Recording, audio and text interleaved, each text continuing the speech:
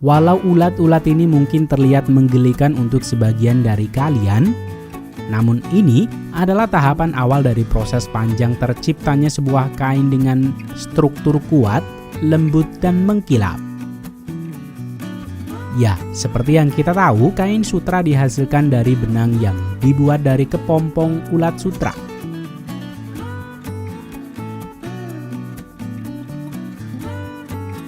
Ulat sutra atau ulat murbei merupakan salah satu jenis serangga yang menjadi penghasil sutera original yang memiliki nilai ekonomi tinggi. Disebut sebagai ular murbei karena ulat jenis ini hanya memakan daun tanaman murbei dan tidak menyukai jenis daun lainnya. Lalu, bagaimana proses peternakan ulat sutera ini? Mari kita mengunjungi salah satu peternak ulat sutra.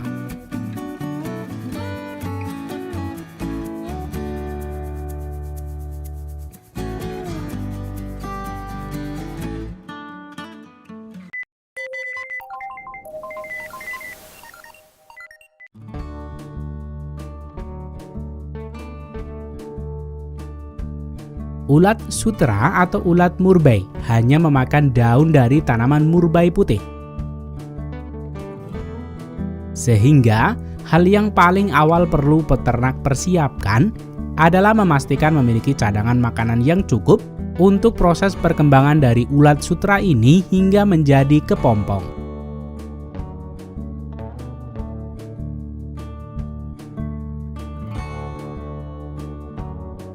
Sehingga tidak jarang peternak harus berkebun untuk menanam secara massal tanaman murbei putih ini.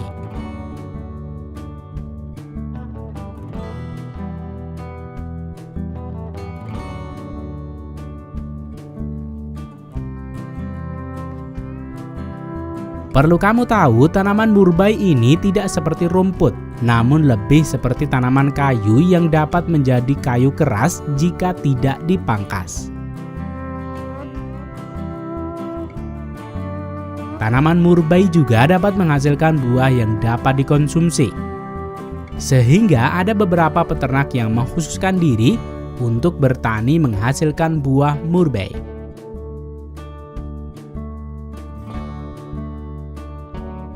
Tanaman murbei dapat tumbuh baik pada ketinggian lebih dari 100 meter di atas permukaan laut dan cukup matahari.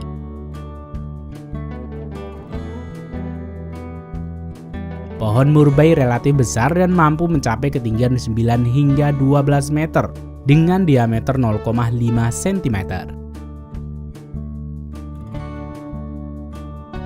Setelah memastikan mendapatkan pasokan makanan daun murbei yang cukup dari ladang murbei,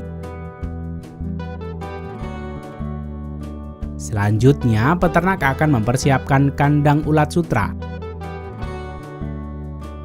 Tidak ada ketentuan bentuk khusus untuk budidaya ulat sutra, sehingga bentuk kandang setiap peternak akan berbeda-beda. Namun, beberapa hal yang perlu diperhatikan adalah sebuah ruangan yang cukup besar sesuai dengan banyaknya ulat sutra yang akan petani budidayakan dan harus dilengkapi dengan ventilasi yang baik. Fungsi daripada ventilasi yang baik adalah melancarkan sirkulasi udara dan juga cahaya yang masuk ke dalam ruangan. Kandang dapat terbuat dari kayu ataupun bambu yang dibentuk seperti rak-rak tempat ulat sutra hidup.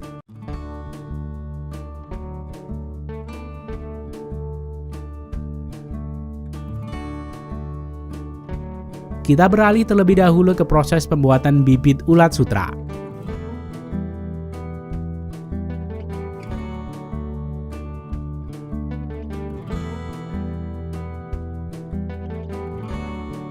Ini adalah ngengat dewasa.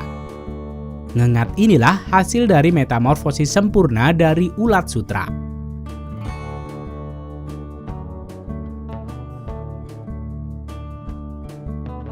Ngengat dewasa yang dipelihara untuk bibit ulat sutra tidak bisa terbang. Ketika sudah dewasa dan musim kawin, para pekerja akan meletakkan pada tempat terbuka dan mencampurkannya pada papan khusus. sehingga ngengat ini akan mencari pasangannya untuk kawin.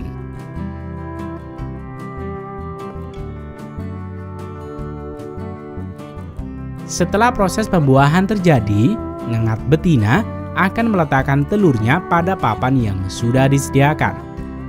Telur ulat sutra berukuran sangat kecil, yaitu sekitar panjang 1,3 mm dan berat sekitar 0,5 mg, menjadikannya sangat rentan sehingga perlu penanganan yang tepat dalam proses penetasannya.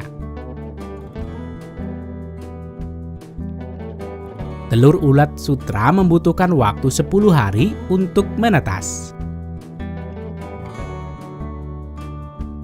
Sebagian dari telur-telur ini akan didistribusikan ke peternak ulat sutra di sekitar penetasan ini.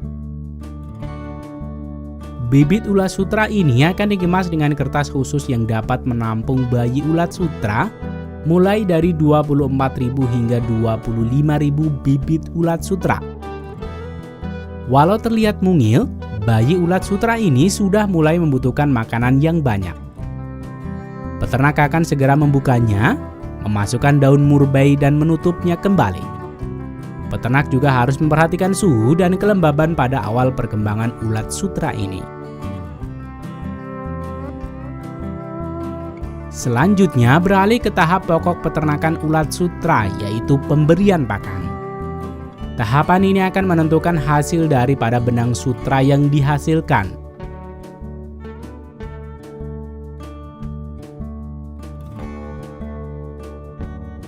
Ulat sutra termasuk serangga yang rakus yang dapat makan siang dan malam secara terus-menerus. Sehingga peternak harus mengecek secara berkala memastikan daun murbei selalu ada dan tidak telat dalam memberikan pakan.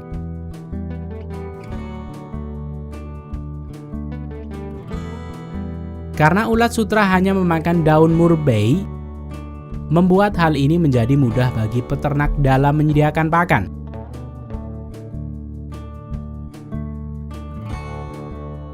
Peternak akan memanen daun murbei pada pagi buta, di mana daun masih lembab belum terkena sinar matahari.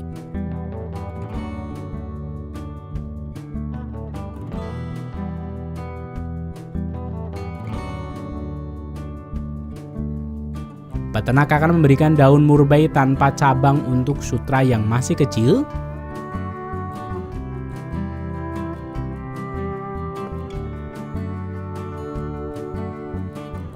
Dan daun murbei dengan batangnya untuk ulat sutra ukuran dewasa.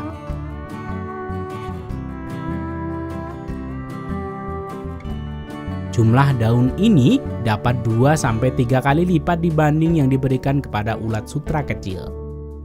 Ulat sutra ini makan setidaknya 3 kali sehari, di pagi, siang, dan malam hari.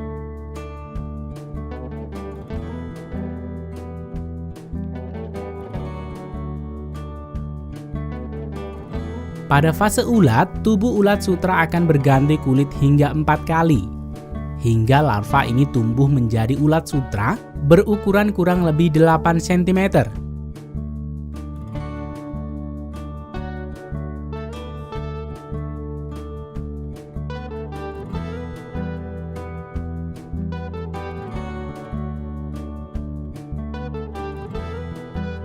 Setelah berganti kulit yang keempat, warna kulit akan berwarna sedikit kuning dengan kepala sedikit gelap. Hal ini menandakan ulat ini akan segera membungkus dirinya dan berubahnya menjadi kepompong. Ketika hal ini terjadi, peternak akan segera mengangkatnya dari daun dan memindahkannya ke tempat yang lebih gelap dan terhindar dari sinar matahari.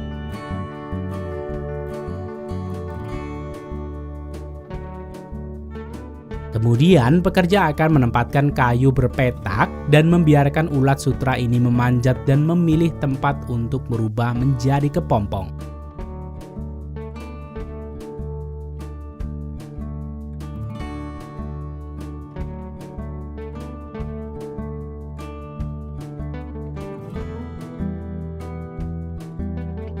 Setelah ulat-ulat ini memilih tempat dan mulai mengeluarkan serat sutra untuk membungkus dirinya, Pekerja akan menggantung kayu berpetak ini.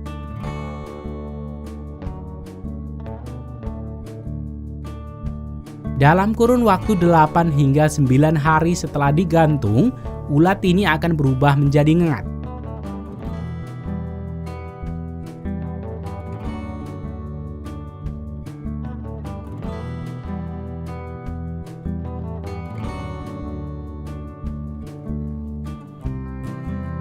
Sehingga pemanenan kokon ini dilakukan 6-7 hari sejak proses awal digantung.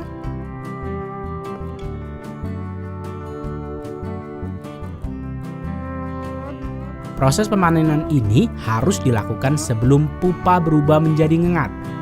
Karena ngengat yang terbangun akan memotong benang dan menerobos keluar membuat benang tidak dapat dipintal dan menjadi tidak berharga.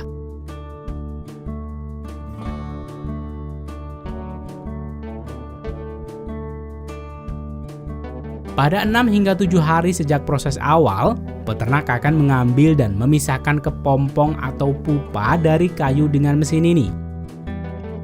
Mesin ini akan mendorong pupa dan menjatuhkannya di tempat yang sudah disediakan.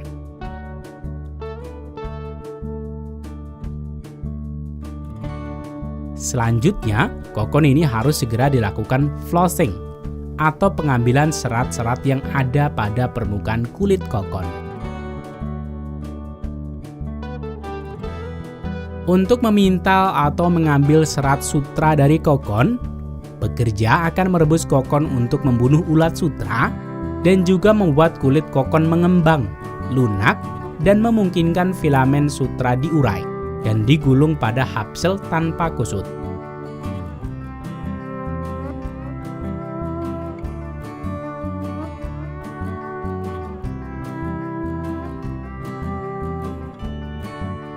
Proses perebusan ini mempengaruhi mutu benang sutra yang dihasilkan. Semakin banyak jumlah benang yang putus selama proses reeling yang diakibatkan oleh proses perebusan yang terlalu lama maupun yang terlalu sebentar, menyebabkan semakin rendah presentasi daya gulung filamen. Dan panjang filamen yang terbentuk akan semakin pendek.